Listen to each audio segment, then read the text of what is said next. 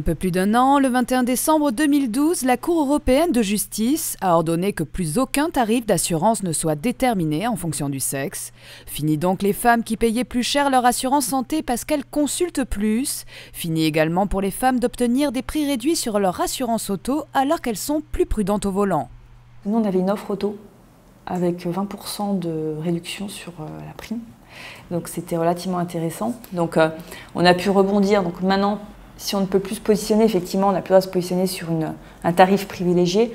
En tout cas, on se positionne sur une offre complète avec du service et de l'assistance. Du coup, en fait, ces femmes qui avaient 20% de réduction, elles se sont retrouvées à devoir payer plus cher. 20% en plus. Ouais. Ah, ouais. Vous n'avez pas perdu des clients, justement Si, on en a perdu un petit peu, ouais. Pas énormément, parce que quand on explique finalement... de toutes les façons, maintenant on sera au tarif du marché et que... Alors après, nous on a pu jouer sur notre volume. On a essayé en fait de toujours être un petit peu moins cher et on l'est encore finalement. Si ce courtier a accepté de jouer le jeu de la fin de la discrimination tarifaire, d'autres assureurs se sont révélés moins scrupuleux mais plus astucieux pour conserver cette différence de prix entre les sexes. Si on regarde sur les comparateurs et qu'on change juste le sexe, on a bien exactement le même prix pour les hommes, pour les femmes, pour toutes les sociétés d'assurance.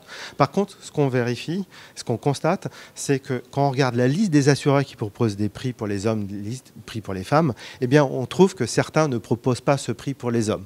Donc il y a quand même un biais qui est fait. C'est un biais légal parce que vous pouvez toujours désirer ne pas souscrire certains profils. Certaines compagnies d'assurance refusent donc de proposer des tarifs uniques. Autre stratégie pour continuer à pratiquer cette différenciation tarifaire entre les sexes, le véhicule.